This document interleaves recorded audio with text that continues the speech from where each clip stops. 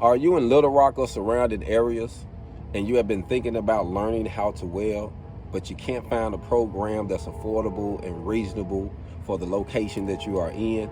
Well, now there is something that's available for you.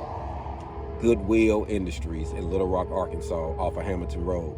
They have a welding program that is 16 weeks, family. 16 weeks. You can learn stick welding and flux core welding, and you also get your OSHA 10.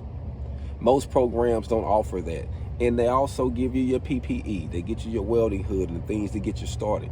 Most programs don't offer that.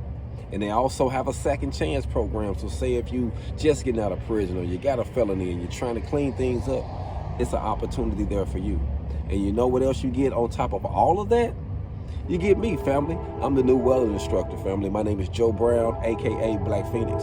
And I started just like you from a bumpy road. Out of prison, out of 16 years old, from 26 years old, I did a decade. And I got out, I learned the trade, I pushed the trade, I turned the trade into a product and into a business.